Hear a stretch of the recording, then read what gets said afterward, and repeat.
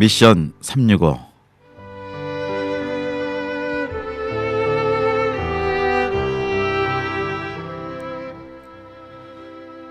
(1973년 11월 11일에) 윌리엄 캐리가 영국에서 인도를 향해 출발합니다. 그리고 그 이후에 윌리엄 캐리는 근대 선교의 문을 열어갑니다.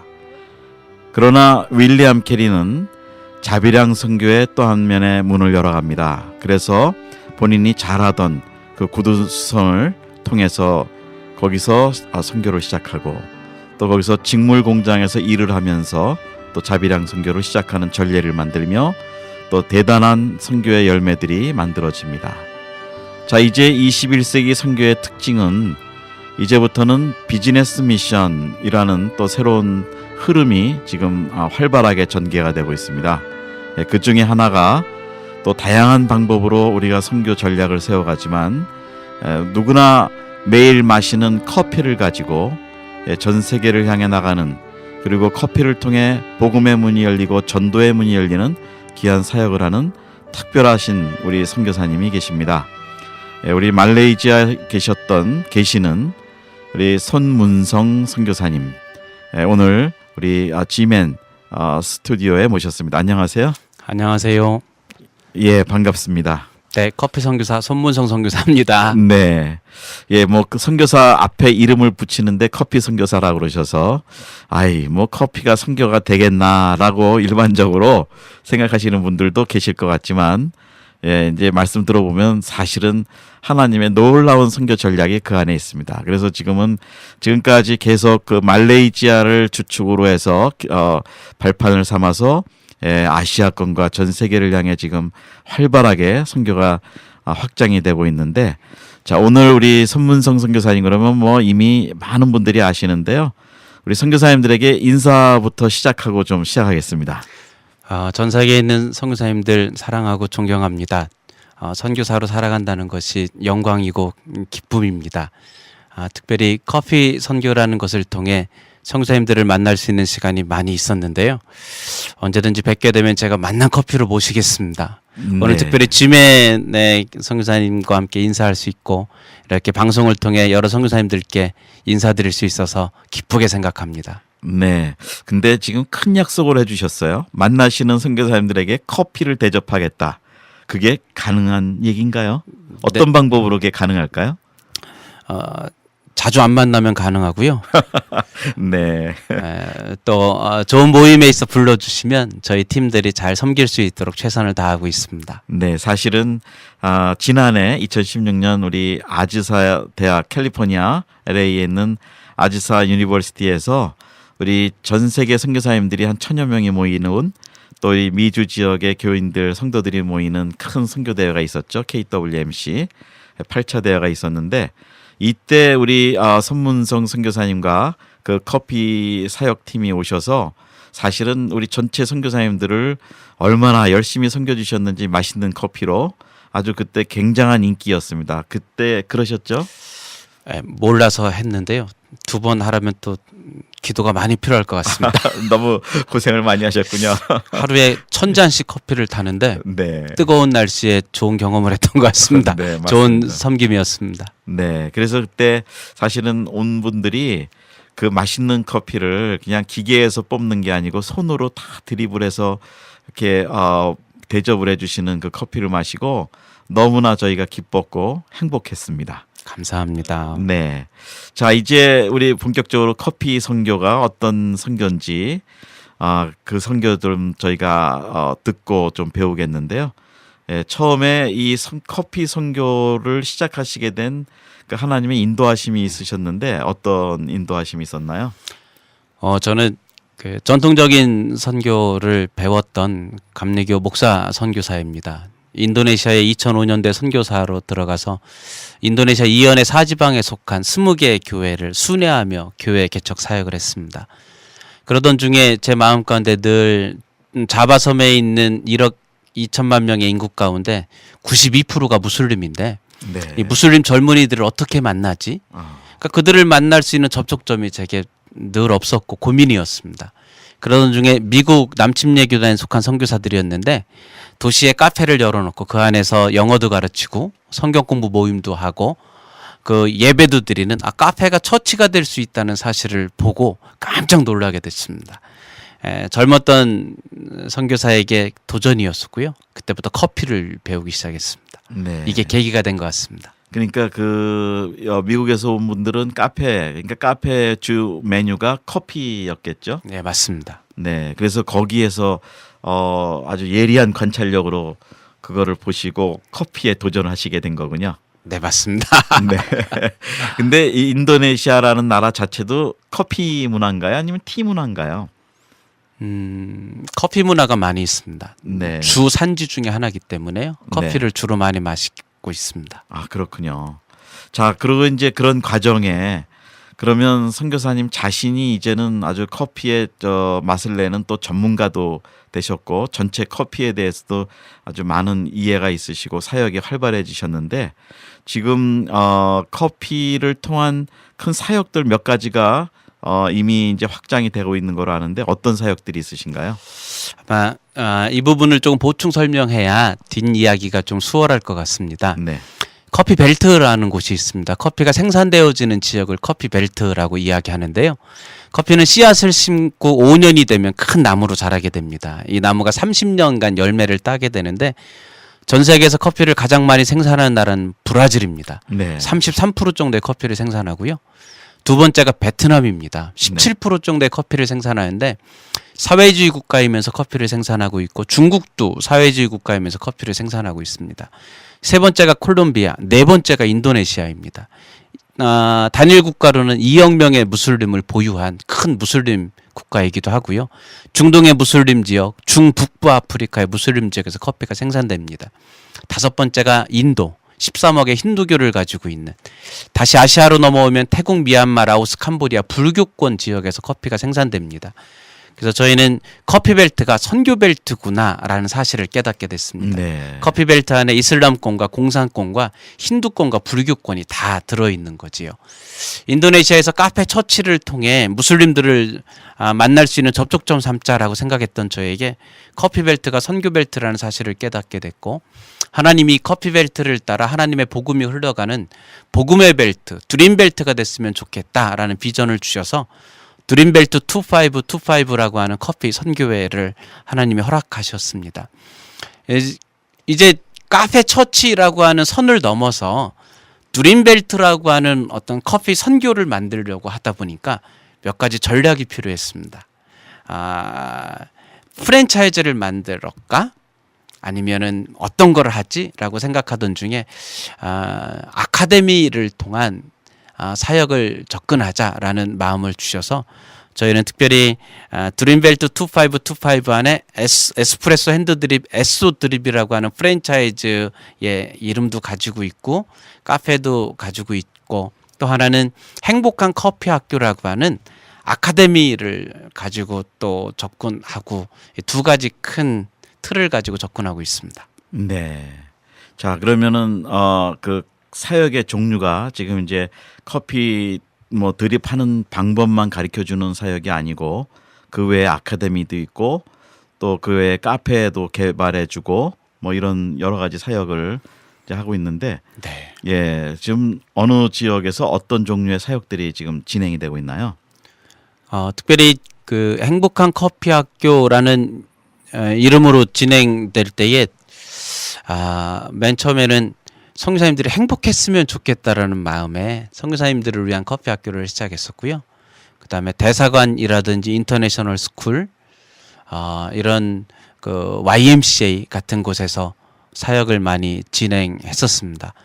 이것이 한편으로는 전도 커피 학교라는 이름으로 진행이 되기도 했고요. 그래서 지금은 3일간 3번 교육을 통해 전도 커피 학교가 많이 활성화되고 있고요. 또 하나는 이 전도 커피 학교를 할 수 있는 강사 교육을 위한 프로그램을 진행하고 있습니다. 그래서 소그룹 모임에서 이렇게 선교사님들이 커피를 좋아하는 젊은 친구들을 소그룹을 모아놓고 그들을 접촉하면서 이렇게 전도할 수 있는 그런 작은 강사 교육을 진행하고 있고요. 또 하나는 이미 선교지의 선교사님들이 카페를 운영하고 있는데 바리스타들을 어떻게 교육해야 될지 또 기존 교회들이 카페를 운영하고 있는데 카페지기 교육을 어떻게 해야 될지 고민하는 팀들에게 바리스타 교육하는 커리큘럼을 가지고 있고요. 또 창업을 준비하면서 레시피를 어떻게 만들지라고 했을 때에 카페 레시피 교육할 수 있는, 그래서 크게는 4가지를 가지고 있습니다. 전도 커피학교, 또 커피학교 강사, 바리스타 교육, 카페 창업 메뉴 레시피 교육, 이 4가지 교육을 중심으로 후방 지원한다라는 마음을 가지고 진행하고 있습니다. 네. 자, 근데 이런 말씀을 듣다 보면 사실은 커피라는 단어가 지금 강하게들 아마 인식이 되는데 사실은 선교적으로 보면 이건 전문인 선교거든요. 맞습니다. 예, 그러니까 뭐 고아원도 전문 사역이고 학교도 전문 사역, 교회 개척도 전문 사역 다 그런데 이 전문 사역을 커피라는 분야를 가지고 이제 전문 사역 선교를 개발하고 또 이미 이제 성장의 과정에 들어가셨는데 이 사역이 우리 선교지에서 과연 얼마나 효율적이고 보편화가 될 수 있을지 이제 무슬림권의 그 선교 벨트라고도 아까 언급을 해주셨고 전략을 말씀하셨는데 어떤 커피 선교의 그 장점이라 그럴까요? 어떤 게 좋은 점이 있을까요? 우리 선교사님들이 하시기에. 그 커피는 우리가 도시 선교를 고민하고 도시의 젊은 세대들을 만나기가 참 쉽지 않은 것 같습니다. 특별히 도시 선교의 장점을 가지고 있다고 생각하고 있고요. 아마 사례를 들어 설명하는 것이 좀 쉬울 것 같습니다. 네. 중국에서 커피 학교를 여러 번 진행하던 중에 한 번은 정말 도시의 엘리트들을 만나고 싶었습니다. 도시의 엘리트들을 만나는 방법이 생각보다 쉽습니다. 네. 회비를 비싸게 받으면 엘리트들이 옵니다. 보통 중국에서 커피 학교 진행할 때 300위안, 400위안 정도 회비를 받았었는데 이번에는 인원을 10명으로 제한하고 회비를 1000위안 이렇게 받았습니다. 네. 그랬더니 정말 한국에서 이렇게 유명한 커피 강사가 온다라고 홍보하고 10명을 모집했더니 나름 엘리트들이 많이 왔습니다. 자가용을 몰고 좋은 차를 끌고 커피 강의를 하고 있는데 첫날 한 친구가 이렇게 파마 이렇게 막 웨이브도 있고 굉장히 엘리트하게 생겼는데 팔짱을 꼬고 이렇게 강의를 듣고 있는 거예요. 이 질문을 하는데도 중국어로 질문하지 않고 영어로 질문하고 네. 참 재수없게 생겼다 생각하고는 막 이렇게 봤는데 이 친구가 하는 말이 자기는 중국 사람이 아니라는 거예요. 네. 난 얘네들은 상해 애들이지만 난 홍콩 시민이라는 거예요. 어허. 그러니까 나름 자기는 홍콩 사람이라는 또 다른 계층의 레벨이다라는 것을 강조하던 이 친구가 둘째 날이 됐는데 이렇게 팔짱을 내려놓고 마지막 날이 됐는데 저에게 선물을 사가지고 와서는 선물을 주면서 사인해달라고 해서 네. 사인을 딱 하고 이렇게 사진을 찍은 적이 있습니다. 우리 10명을 모집할 그때에 우리 멤버 중에 2사람을 이렇게 넣었습니다. 전문 용어로 이제 간첩이라고 표현하면 뭐한가요? 네. 중국의 사역자, 신학생 네. 2명을 넣었습니다. 배우는 학생처럼. 배우는 학생처럼 들어가서. 네. 그러니까 10명은 초대됐고 2명의 이제 전도자, 신학생들이 들어가서 한 팀을 이뤄서 커피 학교를 잘 마치고 제가 부탁을 했습니다. 우리가 행복하게 커피를 배웠는데 2주 뒤에 우리가 사진 전시회를 하자. 일부러 모든 일정에 사진 잘 찍는 사람을 또 초대했습니다. 그래서 사진 전시회를 할 거니까 사진 전시회 때 친구들을 불러 모아서 우리가 맛있는 커피도 핸드드립으로 내려주고 막 해야 되지 않냐. 그러니까 연습도 해야 된다. 반장을 뽑자. 반장을 누굴 뽑아요? 우리가 이렇게 심어놓은 우리 전도자. 네, 간첩, 선교사. 네, 총무를 뽑아야 돼요. 누구를 뽑아요? 이렇게 총무를 뽑아놓고 우리는 커피 학교를 잘 마치고 이제 다시 선교지로 돌아왔지만 그곳에 2명의 우리 사역자가 심겨져 있었고 그 10명과 더불어 2주 동안 열심히 커피를 만들어서 부어라 마셔라 친해지면서 섬기는 중에 하나님께서 감동을 주실 때에 그들에게 복음을 전할 수 있는 그런 좋은 밭을 만들어 놓고 빠질 수 있는 그런 사역들이 여러 번 있었습니다.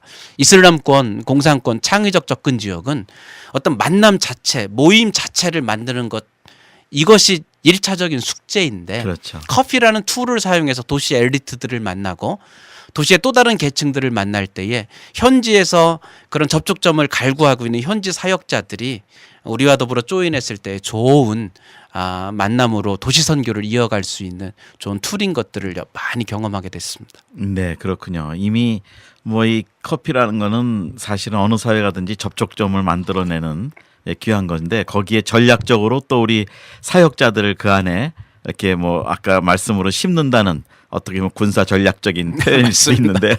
예, 그렇게 하시면서 선교회가 조직이 되나가는 그런 것들을 보면서 참 좋은 건데요. 자, 우리 드립 커피 그러면 사실은 이제 최근에 나온 개념이라고 저도 뭐 커피 오래 마셨고 또 맛도 봤고 했지만 이 드립 커피라는 것 또 드립이라는 개념 이것도 아직 우리 선교사님들 중에는 아직도 사실은 좀 생소한 개념일 수도 있거든요. 네. 어떤 커피인지 좀 설명 좀 해주시죠. 커피를 추출하는 방식이 여러 가지가 있습니다. 가장 오래된 커피 방식 아마 중동의 방식일 것 같습니다.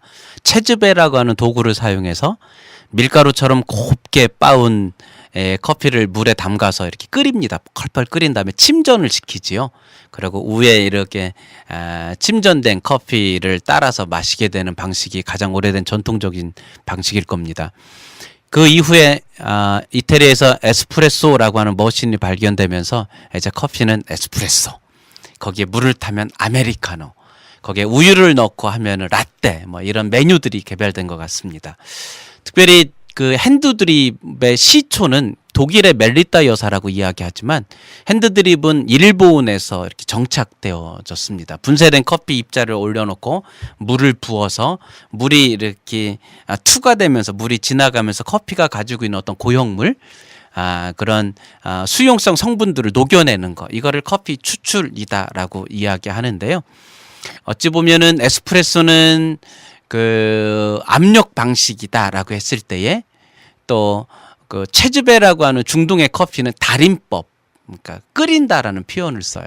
핸드드립은 그 물이 스며들어서 지나간다, 투과한다, 여과한다라는 방식의 차이인 것 같습니다. 네. 그러니까 드립의 특징이 손으로 직접 하는 게 특징이죠. 기계를 사용하지 않는 거죠. 기계를 사용하는 드립 방법도 있습니다. 그렇군요. 네. 네. 그 뭐 에스프레소 여기서 제가 가보면은 김이 이렇게 쫙 한번 빠져나오고 거기서 그게 나오는 것 같더라고요.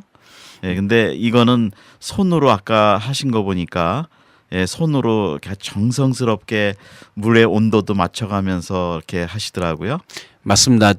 사실은 핸드드립 그러면은 손으로 직접 이렇게 물의 온도, 분쇄 굵기, 또 얼마큼 내릴 거냐, 몇 그램을 사용할 거냐, 여러 가지 변수들을 적용해서 최고의 커피 맛을 내린다라고 했을 때 이게 핸드드립이 가지는 장점인 것 같고요. 핸드드립을 손으로 하지 않는다라고 했을 때 같은 방식이라면은 집에서 하는 이제 커피 메이커 뒤에 물을 넣고 이렇게 그것도 어찌 보면 드립 방식과 같은데 우리가 지금 이야기하고 있는 핸드드립이다라고 했을 때는 기계로 내리는 것보다는 손으로 이렇게 정성스럽게 내리는 걸 일반적으로 핸드드립이라고 말합니다. 그러면은 커피를 분쇄하는 것 과정부터 핸드드립에 들어가는 거군요. 기계로 그 분쇄를 갈고 하지 않고요.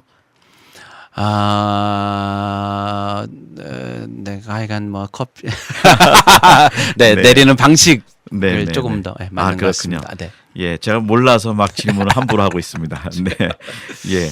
자, 이제 우리 선교적으로 이런 그 커피 선교라는 게 새로운 분야로 되고 있는데 이 커피 선교의 장점도 아까 말씀하셨지만 앞으로 미래에 대해서 어떤 또 방향을 좀 많이 예상하고 계실 것 같은데 커피 선교의 그 미래 방향에 대해서는 어떻게 보고 계시나요?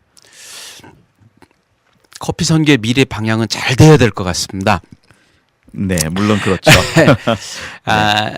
누가 설명하느냐에 따라 다른데 제 개인적인 견해는 우선 커피는 종교를 초월해서 국가를 초월해서 거부하는 민족이 없습니다. 예를 들어 콜라 안 마시는 나라도 있고 홍차 안 마시는 나라도 있고 녹차, 보이차 한정된 나라들에서 소비를 하는 것들을 보게 되는데 커피는 석유 다음으로 물동량이 많은 아주 온 인류가 즐겨 마시고 안 마시더라도 그 향을 좋아하는 많은 잠재적인 그 수요층이 있는 것 같습니다. 또 하나는 커피가 가지고 있는 매력이라고 한다면 특별히 선교적인 입장에서 봤을 때에 도시의 젊은이들이 특별히 중국이라든지 인도네시아, 태국, 인도 이런 많은 아시아권에 있는 젊은이들이 자기가 도시에서 성공하고 싶다라고 했을 때 이 성공의 기준을 잡을 때의 하나가 내가 스타벅스를 마실 수 있는 경제적인 어떤 단계까지 올라왔다. 이것을 성공의 기준으로 생각하는 젊은 친구들이 많다라고 했을 때에 우리가 앞으로 많이 고민해야 될 도시 선교, 특별히 젊은 세대들을 향한 도시 선교의 접촉점으로서 커피는 많은 잠재력을 가지고 있다고 생각합니다. 네, 그렇군요. 자, 근데 이런 거를 새로운 분야로 도전을 해보고 싶어도 어떻게 준비하고 또 이것이 어떻게 진행돼야 되는지 참 그 엄두가 안 나는 건데요. 요즘 뭐 비즈니스 미션 그러면은 자본도 필요하고 시간이 필요한데 이 커피 선교는 그런 면에서는 어떤 장점이라 그럴까요? 어떤 면들이 좀 장점으로 생각할 수 있을까요? 많은 선교사님들을 만나고 교육하면서 느끼는 것은 선교사님들이 생각하고 있는 기준이 너무 크다는 생각을 합니다. 네. 어떤 의미에서 말씀드리는 거냐면 한국에 이제 본국에 방문해서 여러 모임들을 가지고 한국에 있는 카페들을 방문할 때마다 느끼는 건 카페의 평수는 30평 정도는 돼야 되는 것 같다. 한국은 카페를 하나 오픈할 때 한 2억, 3억 드는 것 같더라. 한국의 어떤 한국의 카페를 기준으로 한다면 우리는 아마 카페 오픈하기가 힘들 것 같습니다. 근데 카페를 오픈하지 않고도 선교할 수 있는 방법이 있습니다. 네. 그게 어찌 보면 저희가 가지고 있는 가장 큰 강력한 무기일 수 있는 3일의 그냥 접촉점으로서의 커피 학교인 것 같습니다. 네. 비즈니스로 접근할 수도 있지만 단순한 만남으로도 접근할 수 있는 것 같습니다. 커피 좋아하는 소그룹을 모아놓고 함께 핸드드립, 커피를 볶으며 핸드드립을 하며 작은 만남의 접촉 정도 커피를 사용한 좋은 선교라고 생각합니다. 선교사님들이 커피를 많이 좋아하십니다. 개인적으로 핸드드립을 해서 드시는 분들도 많습니다.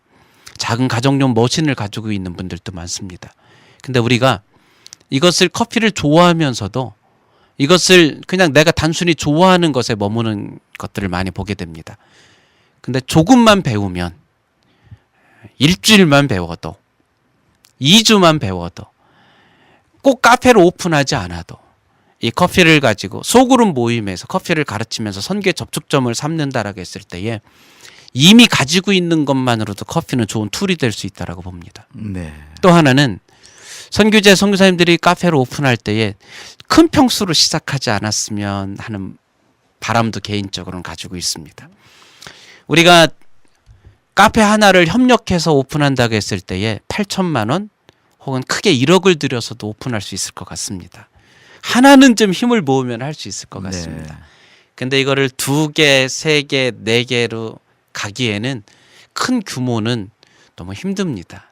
작지만 조금 강할 수 있는 강력한 카페 안에 또 다른 어떤 컨셉을 집어넣었을 때에 나타날 수 있는 시너지 여러 가지를 고민한다면 너무 크게 시작하려고 해서 엄두가 안 나서 시작을 못하는 것보다는 작지만 강력할 수 있는 어떤 컨셉이 있어서 3천만 원 전후로도 만약에 시작할 수 있다면 그래서 또 다른 2호점, 3호점이 늘어나서 한 개가 아니라 여러 개로 강력해질 수 있는 고민을 한다면 우리는 도전할 수 있을 것 같고요. 실제로 저는 여러 선교지를 다니면서 2천만 원, 3천만 원 이내에서도 많은 성공 사례를 보고 함께 협력하고 있기 때문에 충분히 커피는 우리에게 좋은 선교적인 컨텐츠로 도전할 수 있고 지금이 기회다라고 개인적으로 고백하고 있습니다. 네, 그렇군요. 그러면 2천만 원, 3천만 원이면 미국 달러로 한 2만 불, 3만 불이라는 얘기인데 맞습니다. 그러면 그 제3세계에서 경제 규모가 약한 나라들은 2, 3만 불이라면 어느 정도 조그만 공간이라도 가지고 기계 넣어놓고 공간을 정식으로 시작할 수가 있다는 말씀인가요? 네, 가능성이 있습니다. 네, 그렇군요. 이제 그러면 두 번째로 따라오는 게 이제 비자 문제도 해결이 될 수 있고 또 나라에 따라 다 특성이 있어서 좀 다른 점이 있겠지만 또 하나는 거기서 수익 창출의 면에서는 어떻게 그걸 보시나요? 커피 선교와 수익 창출. 뱀이라고 하는 커피 비즈니스라고 하는 이야기를 나눌 때에 저는 좀 분리해서 나누고 있습니다.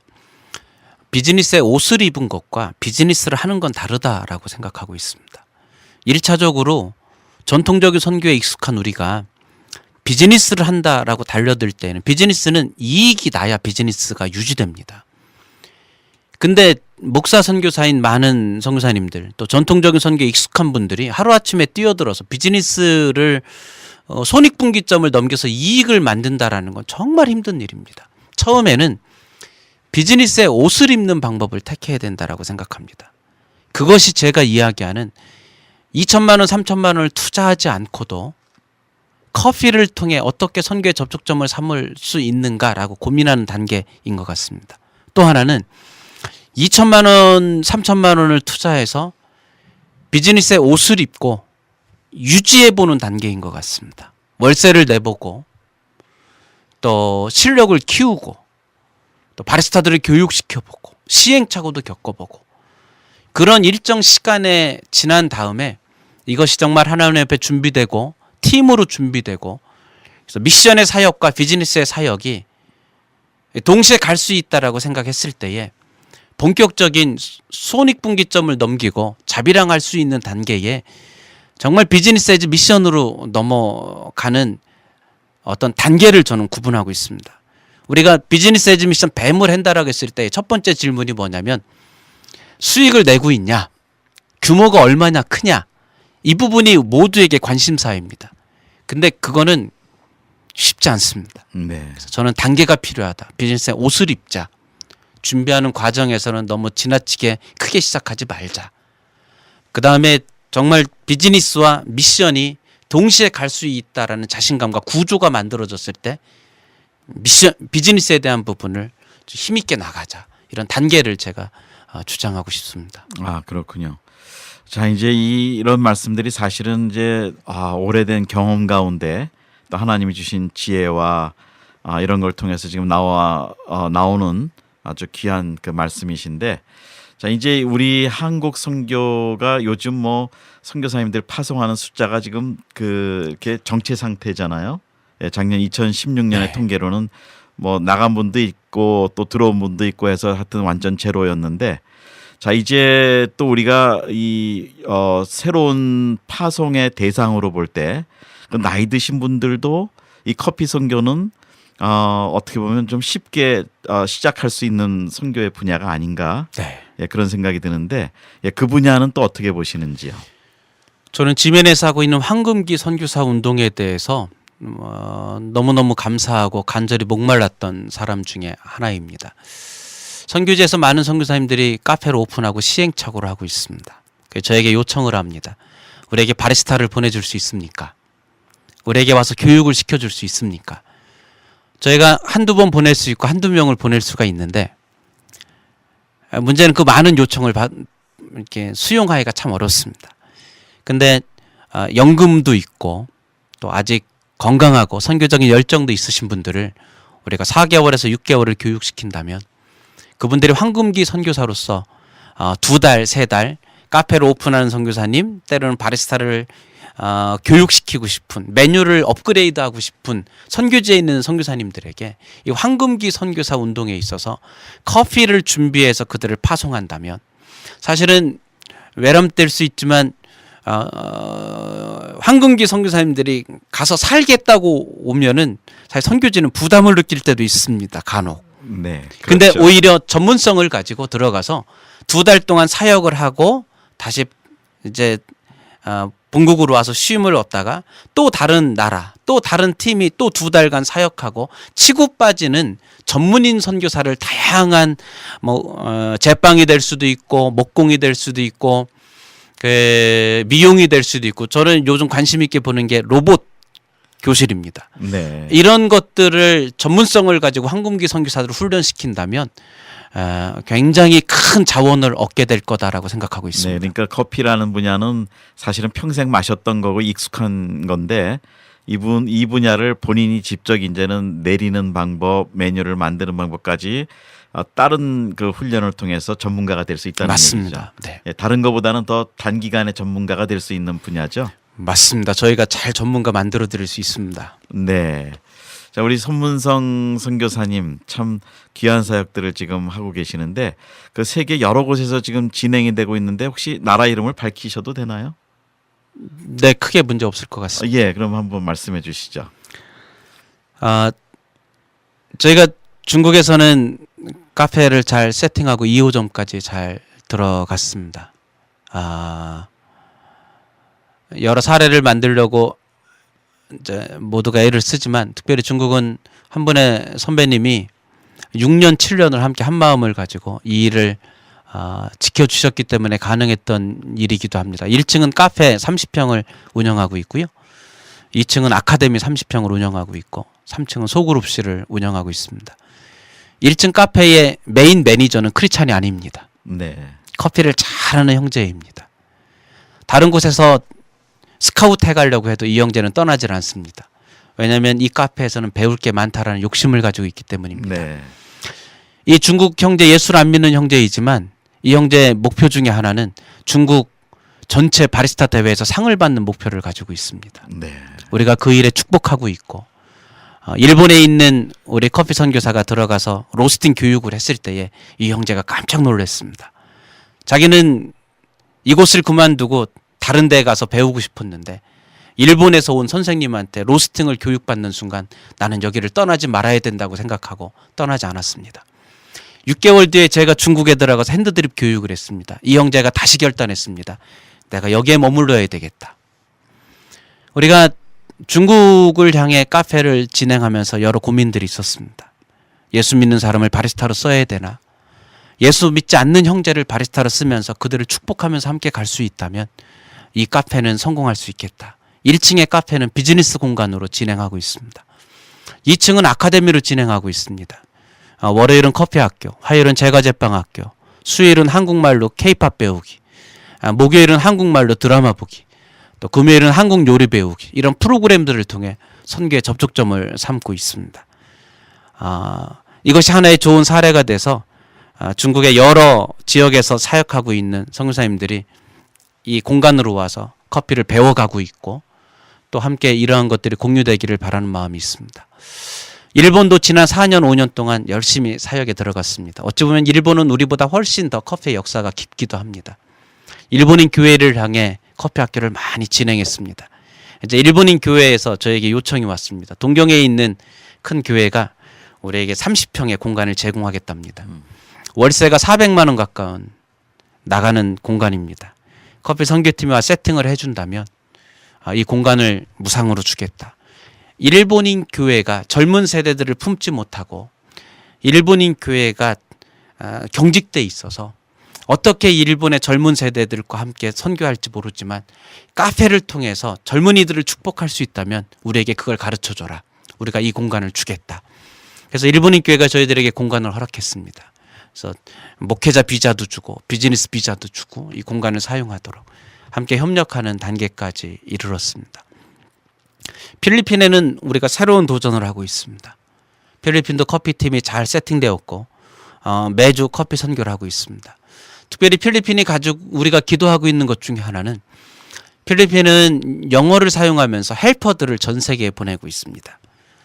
중동에 또 이슬람권에 많은 헬퍼들이 나가고 있는데 그 헬퍼들을 선교사로 파송하는 기관이 있습니다. 네. 당신들이 비록 헬퍼로 가지만 복음을 들고 가는 선교사입니다. 그렇죠. 그들을 파송하고 있는데 그들에게 커피를 교육시켜서 커피의 문화 가운데 살고 있는 중동의 이슬람 사람들, 어쩌면 자기가 모셔야 되는 주인일 수 있는 그들에게 아침마다 맛난 커피를 타서 대접하면서 그리스도의 향기를 그 속에 담아서 사역을 한다면 그 커피의 맛에 복음이 흘러가는 귀한 선교의 접촉점이 될 수 있겠다. 그래서 우리가 필리핀에서 사역하고 있는 사역 중에 기도 제목 중에 하나는 그런 헬퍼들을 향해 선교 훈련을 할 때에 커피가 그 한 파트로 들어갈 수 있으면 좋겠다. 이런 도전을 가지고 있습니다. 치앙마이에는 특별히 전략적인 센터를 구축하고 있습니다. 지난 5월 달에 제가 가서 강의를 하고 왔는데요. 미얀마, 라오스, 캄보디아 주변 국가에서 빵집을 하고 있는 선교사님들, 직업학교를 하고 있는 선교사님들, 카페를 운영하고 있는 선교사님들이 치앙마이에 와서 커피 교육을 받았습니다. 함께 맛에 대해서 고민을 하고 사역에 대해서 쉐어하고 그래서 치앙마이는 저희가 전략적으로 동남아시아 전략적인 기지에 커피 아카데미를 구축하려고 준비를 하고 있고 우리 계속해서 업그레이드되는 강사들을 파견하고 있습니다. 이렇게 다양한 지역에 커피 사례가 일어나고 있고 서남아시아 스리랑카에는 현재 NGO 단체와 더불어 8억짜리 건물이 올라가고 있습니다. 네. 거기는 직업학교가 시작되면서 저희가 커피를 통해서 하나 고민하고 있는 것이 리어커, 네. 오토바이 그 3륜 오토바이에 커피와 함께 인도 사람들이 즐겨 마시는 짜이 네. 여러 음료들을 싣고 오늘은 이곳 내일은 저곳 현지 목회자들이 이걸 가지고 자비랑할 수 있을까 네. 예쁜 로고를 컵으로 만들어주고 커피의 레시피를 전해주고 매실 이런 레시피를 통해서 이렇게 3륜 오토바이 하나만 가지고 사역을 해도 자비랑할 수 있는 사역이 됐을까를 고민하면서 지금 스리랑카는 센터를 건축하고 있습니다. 아직 완성됐다라고 말할 수는 없지만 다양한 문화권에서 여러 가지를 시도하고 고민하고 있습니다. 네, 그렇군요. 말씀 듣다가 저도 하나 생각이 나는 게 그 뭐 예수전도단 그 아까 말씀해 주셨을 때 우리 방송 전에 거기서 이제 커피 전도학교도 하시고 그러셨다는데 이 젊은이들이 그 이 드립 커피에 대한 관심이 높아지고 있다고 말씀하셨는데 맞습니다. 예, 우리 대학 캠퍼스에 커피 전도자가 생겨서 우리 청년들이 조그만 그 가방 하나면 되는데 그걸 들고 다니면서 친구들 드립 커피 만들어주면서 전도를 해도 좋지 않을까 생각이 드는데 맞습니다. 네, 그 전도단 케이스도 한번 좀 말씀해 주시죠. 그 안식년을 통해서 한국에 들어가 사역을 하게 됐습니다. 하나님께서 마음 가운데 대학생 캠퍼스 사역이 참 어려운데 그들과 조인하고자 하는 마음을 주셨습니다.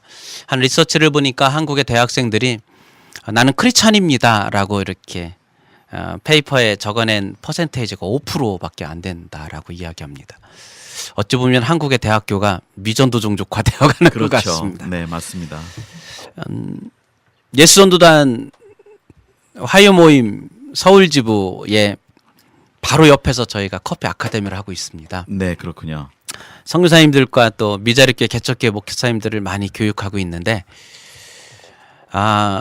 그 목사님들에게 그러는 중에 하나님께서 이 청년들을 어떻게 축복하지라고 마음을 주셨을 때에 화요 모임을 찾아갈 수 있는 용기를 주셨습니다.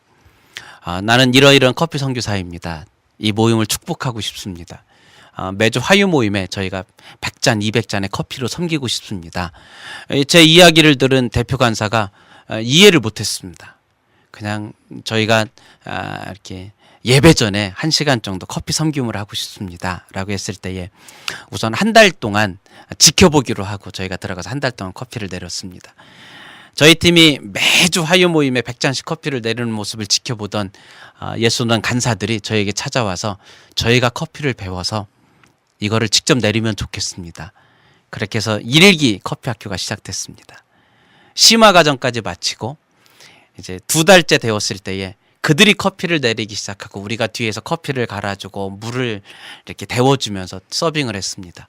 3개월째부터는 그들 스스로 커피를 200잔씩 300잔씩 내리면서 독립할 수 있었습니다. 2기, 3기 커피 학교가 진행되면서 예수전도단 간사님들 한 30여 명이 저에게 교육을 받았습니다. 한 8개월째 지속되는 만남을 통해서 저희는 매주 화요일 날 화요 모임에 커피를 공급하고 있었고 또 전도용 컵을 만들어서 또 예쁘게 전도용 컵도 활용하고 있었고 이제는 8개월이 지나면서 화요 예배 전에 이렇게 2시간 정도는 밖에 나가서 커피 전도를 하고 또 화요 모임을 참여하는 커피를 가지고 구체적으로 외부에 나가서 전도하는 단계까지 이르렀습니다. 9월 5일에는 수원지부 화요 모임의 커피 학교가 진행됩니다. 저희가 함께 기도하고 있습니다.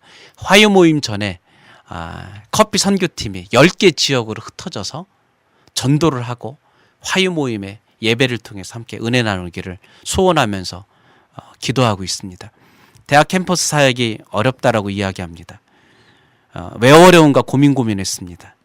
전도는 안 하면 어렵습니다. 네. 어떤 방법으로든 복음을 들고 나가지 않으면 전도는 어렵습니다. 네. 이전에 가만히 있어도 선교단체로 들어오던 대학생들을 받아내던 그 영광의 때를 기억하고 관리자의 형태로 서 있으면 캠퍼스 사역은 계속 어려울 겁니다. 근데 우리가 야성을 가지고 전도자의 모습으로 돌아서서 전도자로 삶을 살아간다면 여전히 한국은 기회라고 생각하고 있습니다. 네. 그러니까 전통적으로는 우리가 전도지를 만들어서 지나가는 사람이나 아는 사람한테 손에 손을 주고 건너줬는데 네. 이제는 그 전도지보다는 커피를 건네주면서 네. 거기에 정말 예수님의 향기가 들어가게 하고 그 관계가 되면서 복음을 전할 수 있는 통로를 만든다는 말씀이죠. 실제로 많은 지혜가 필요하기도 합니다. 커피를 공짜로 나눠주면 주변에 있는 카페들이 항의하기도 합니다. 네. 그래서 막 부딪히는 부분들도 있습니다. 근데 부딪히지 않고 해보지 않고 우리는 주변 카페들이 싫어할 거다. 이러면 안 된다라는 상식선에서 생각하고 우리는 전도 자체를 안 합니다. 근데 저희가 예수전도단을 설득할 때 무슨 말로 설득했냐면 지나가는 택시기사들에게 커피를 나눠주자. 버스 운전기사들에게 나눠주자. 안전운전하십시오. 오늘도 행복하십시오. 이러면서 뭔가 또 다른 돌파구를 찾는다면 방법은 만들어질 거다라고 이야기했고요. 또 하나는 이전에 그 이단에 속한 사람들은 자기들의 기득권이 없었기 때문에 여러 방법이 필요했습니다. 단일화는 또 뭐 이렇게 또 다른 방법들로 접근을 했습니다. 이제 기타, 통기타 동아리도 뭐 하나의 방법들이었었고요. 어찌 보면 이제는 대학 문화, 커피 문화 속에 있는 그들에게 예수전도단일 수도 있고 CCC도 있는 대학생 선교단체가 하나의 협력할 수 있는 세컨 어떤 그 협력업체처럼 세컨 브랜드가 있어야 된다고 생각합니다. 네. 그것이 커피 동아리일 수도 있고 그것이 또 다른 킥보드 동아리일 수도 있고 네. 로봇 동아리일 수도 있고 그래서 우리가 예수전도단, CCC, 선교단체의 정체성을 그대로 가지고 있으면서 어떤 접촉점을 가질 수 있는 또 다른 동아리들을 활성화시키지 않는다면 기독교 동아리라는 이름만을 가지고 대학생 선교는 한계가 있다라고 생각합니다. 네. 자, 이제 뭐 선교적으로 볼 때는 사실은 지금 시대는 우리가 전문인 선교 시대라고 네. 또 한편에 우리가 보고 있는데 우리 선교사님이 새로운 분야를 지금 열고 계십니다. 그 커피라는 그 아이템을 통해서 거기에 그 선교의 도구로 그것을 사용하는 그 전략. 네. 그런데 이 커피 선교를 통해서 이제 수입이 창출돼야 된다라고도 아까 언급을 좀 해주셨는데 네. 그거에 대한 뭐 쉽지는 않다고도 얘기하셨지만 그거에 대한 또 그 포텐셜 가능성도 많이 있을 수 있다고 봅니다. 그 어떻게 하면은 현장에서 선교사님들의 관심 중에 하나가 최소한이라도 자비량의 구조를 만들어야 되는가 이것들이 누구나 가지고 있는 관심사 중에 하나인데 이거를 좀 더 적극적으로 긍정적으로 본다면 어떤 제안들을 좀 해주실 수 있을까요? 수익 구조가 될 수 있는 방법으로. 저는 지난 8년 동안 80% 정도는 커피 아카데미 강의를 통해서 자비량을 했습니다. 많은 나라들을 다니고 많은 지역을 돌아보면서 하나님이 제게 이제 보여주신 것들이 있는데 첫 번째는 내 것을 소유하는 것을 포기하면 되게 쉬워진다라는 마음을 갖게 됐습니다. 하나님이 디아스포라 한인들을 전 세계에 흩어놓으셨습니다. 예를 들어 중국을 한번 먼저 이야기하겠습니다. 중국은 중소기업이 활성화되던 시기에 들어오셨던 많은 믿음의 기업들이 중소기업이 어려워지면서 음식점으로 식당으로 또 다른 전략적인 부분으로 서비스 업종으로 돌아서려고 했는데 이 제조업을 하시던 집사님, 안수 집사님, 장로님들이 이 서비스 업종으로 돌아간다고 했을 때 큰 결단과 어떤 전문적인 부분이 부족해서 많은 시행착오를 겪었습니다. 저는 디아스포라 한인들 가운데에 카페를 하고 싶어하는 분들이 꽤 많습니다. 또 선교지에서 나고 자란 많은 젊은이들이 카페를 열고 싶어하는 친구들이 많습니다. 우리의 재정을 들이지 않고도 우리가 선교사님들이나 혹은 사모님이나 전문인 선교사들이 커피의 전문가로 돼 있으면 이미 디아스포라 한인들이 열어놓고 있는 카페, 음식점 그 안에서 자기의 전문성을 가지고 조인한다면 비자의 문제도 해결할 수 있습니다. 또 하나 바리스타들을 교육하고 그 비즈니스가 잘 되도록 도우면서 작은 공간 안에서 아카데미를 통해서 아카데미의 회비를 나의 인컴으로 삼고 조인을 한다면 서로 윈윈할 수 있는 좋은 툴이 되기도 합니다. 다른 말로 선교사가 자비령하기 위해서 내 카페를 갖는 방법도 있지만 선교사가 1년 혹은 2년 커피에 매진을 해서 혹은 사모님이 매진을 해서 전문가가 된다면 또 다른 길이 많이 열려질 수 있습니다. 동남아시아도 마찬가지입니다. 말레이시아, 인도네시아, 태국에 있는 중국계 교회들이 많습니다. 중국계 젊은이들이 카페 여는 것들을 되게 좋아합니다. 네. 동남아시아에 있는 중국인 교회들이 큰 건물을 가지고 있습니다. 한편에 한국 교회와 같은 카페를 운영하고 싶어하는 교회들이 참 많습니다. 그런 교회들과 조인했을 때에 그 안에서 만나지는 화교 네트워킹, 중국 젊은이들이 카페를 오픈하고 싶은 그들과 함께 조인했을 때에 비자 문제라든지 기본적인 월급에 대한 부분들도 찾아갈 수 있는 좋은 방법 중에 하나입니다. 그러니까 재정이 없으면 안 된다. 도네이션이 안 돼서 카페를 오픈할 수 없다. 이거는 내 카페를 한다라고 했을 때는 정말 어렵습니다. 근데 도네이션이 불가능한 상황에 있는 선교사님들에게도 전문적인 기술을 가질 수 있는 충분한 시간을 가지고 준비한다면 하나님은 다양한 방법을 통해 그 안에서 비자도 해결되고 인컴도 해결할 수 있는 방법이 있다라고 생각합니다. 또 하나 자기 카페를 할 수 있는 이제 후원이나 여러 상황들이 되는 분들이 간과하지 말아야 될 것이 정말 전문인이 아닌데도 카페를 열어도 되냐라고 했을 때 고민입니다. 네. 카페는 기계가 내리는 게 아니야? 커피는 바리스타를 쓰면 되지 않나? 라고 했을 때에 이전에는 가능했습니다. 왜냐하면 영혼을 살리기 위해서 월세라든지 바리스타 비용을 본부에서 조달할 수 있었습니다. 근데 이제는 선교제 월세가 너무 비싸졌습니다. 네. 인건비도 너무 높아졌습니다. 그래서 유지하는 것 자체도 어려운 경우가 많습니다. 그래서 누군가 전문인이 없다면 본인이 전문인이든지 아니면은 전문인 커피 선교사가 없다면 저는 카페 오픈하지 말 것을 권하고 있습니다. 네. 그러니까 경쟁력을 갖추라 이 말씀이네요. 맞습니다. 전문인으로서 맞습니다. 전문 기술로. 예, 그러니까 승부의 갈림처는 그 전문성 있는 기술. 그 선교사님도 경영의 노하우도 필요하지만 기본적으로 커피를 내릴 수 있거나 커피를 알 수 있는 전문성. 네. 예, 이거는 이제 교육을 통해서 가능한 거죠.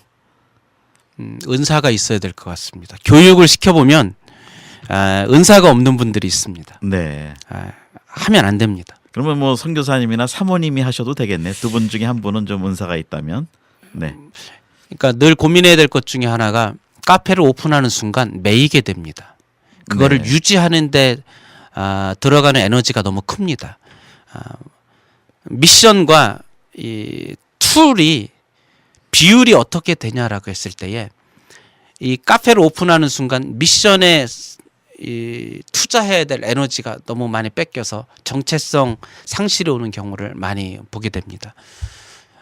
철저하게 팀 미니스트리가 되지 않으면 안 된다라고 했을 때 남편 목사님께서 목회적인 팀 미션에 대한 부분을 감당하고 있다면 사모님께서 그 전문인 커피 전문인으로서의 어떤 사역을 한다라고 했을 때 미션과 전문인 이 둘이 팀이 된다라고 했을 때 완벽할 것 같습니다. 가장 믿을 수 있는 구조인 것 같습니다. 네, 맞습니다. 두 분이 안 된다면 또 다른 전문인 선교사를 준비시킨 다음에 비즈니스 에즈 미션이 시도해야 된다라고 개인적인 견해를 가지고 있습니다. 네, 근데 이걸 다른 형태로 볼 때 지금 이미 그런 구조가 되고 있는데 그 학교 사역을 하시는 학원 사역을 하시거나 이런 분들은 사실은 두 분 중에 한 분은 그쪽으로 전담을 하고 계시거든요. 네. 그러니까 그런 면에서는 그 시간이나 에너지를 하나에 이렇게 쏟고 있듯이 커피도 그런 분야로 보면 굉장히 그 성공 확률이 높다고 또 물론 이제 주님이 축복하고 문을 열어주시겠지만 네. 예, 그런 것이 있는데 혹시 사모님들 중에 좀 성공적으로 이렇게 사례를 말씀하실 수 있는 사례가 좀 있나요? 뭐 우리 저희가 목사님 사모님이 아주 전문가라고 또 말씀을 들었습니다. 네, 제 아내가 커피를 잘 만듭니다. 레시피 교육도 잘하고 있고요. 카페 네. 운영도 잘하고 있습니다.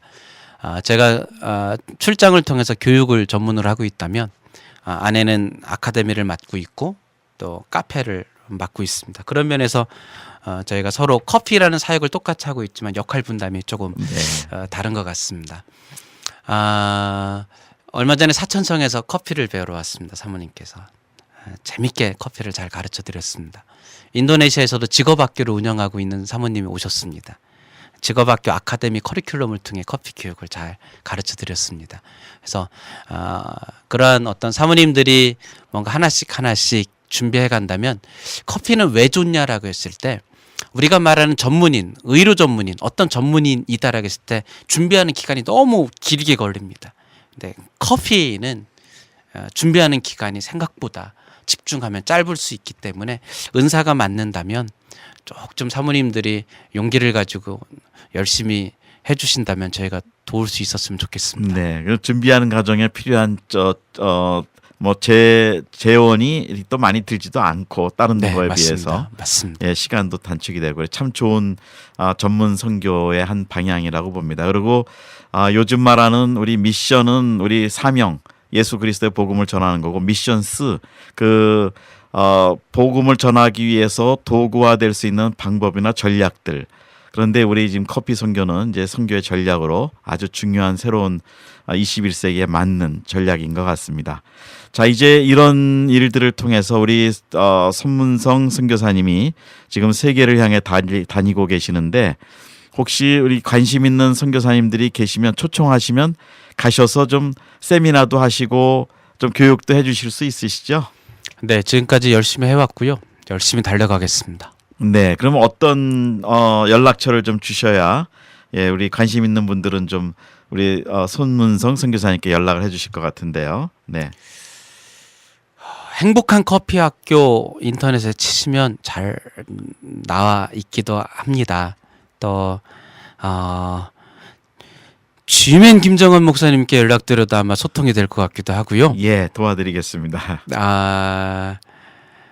주변에 그냥 손문성 선교사 이렇게 물어보면 알기도 하는데 예, 워낙 유명하시니까 네, 연락 주시면 열심히 잘 좀 섬겨드리겠습니다. 네, 알겠습니다. 특별히 오늘 말씀 중에 이 선교 분야가 아까 무슬림 나라에 볼 때 그것이 하나의 미션 벨트화 될 수 있는 그 커피 벨트라고 말씀하셨는데 제가 볼 때는 굉장히 중요한 전략인 것 같습니다. 오늘은 저희가 이 21세기 선교의 아주 다양한 방법의 선교 전략들을 지금 저희가 나오고 있고 또 보고 있는데 그 중에 하나가 우리 한국 선교계에서 새롭게 시작되고 있고 이미 또 많이 자리를 잡았지만 아주 효과적인 우리 커피 선교에 대해서 전문 사역으로 또 그동안 정말 타의 추종을 불허할 만큼 개발하시고 수고하신 우리 손문성 선교사님 오늘 모셔서 귀한 말씀 나눴습니다. 우리 끝으로 이 방송을 들으신 우리 선교사님들에게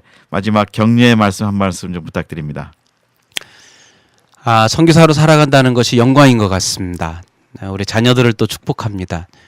자녀들이 부모 선교사의 뜻을 따라 또 다른 선교적인 재원으로 함께 나아갈 수 있었으면 좋겠습니다. 여러 유혹들이 있습니다. 한국교회에서 콜할 때도 있었고 안정을 추구하고 싶은 마음도 한 살 한 살 늘어나면서 있었습니다. 근데 하나님께서 제게 우리 가족들에게 함께 주신 마음은 아빠에게 커피 선교는 사명이지요. 가족들이 제게 그렇게 이야기했을 때 저는 한국교회 부름에도 또 다른 부름에도 응할 수가 없었습니다. 자녀들이 저를 향해 이야기했습니다. 아빠는 선교사가 어울립니다. 아빠는 커피 선교사입니다. 그 자녀들이 또 함께 이야기합니다. 아빠 저도 커피 좀 배울까요? 가난하고 불편하고 힘들지만 함께 사명을 향해 나아갈 때 가장 행복한 것 같습니다. 그 사명에 함께 서 있는 선교사님들 같이 만나서 커피도 마시고 함께 만나서 서로 힘이 되어줄 수 있었으면 좋겠습니다. 영광입니다. 감사합니다. 네, 지금 우리가 예수 그리스도를 증거하기 위해서는 다양한 방법으로 또 모라비안들은 예수님을 전하기 위해서 스스로 노예도 되었고 또 직업을 가지고 선교지를 나갔던 역사들을 볼 수 있습니다. 자, 이제 하나님께서 우리 한국 선교를 위해서 다양한 선교 전략들을 지금 허락하고 계시는데 오늘은 세계에 새로운 영향력을 행사할 수 있는 커피 선교를 우리 손문성 선교사님으로부터 듣고 배웠습니다. 우리 선교사님들 비전을 가지시고 또 한번 도전하시고 또 그 지역에 새로운 선교의 문을 열어가시는 귀한 도전들이 있으시기를 주님의 이름으로 축복합니다. 오늘 손문성 선교사님 수고하셨습니다. 감사합니다. 진행에는 김정한 선교사였습니다. 다시 뵙겠습니다. 안녕히 계십시오.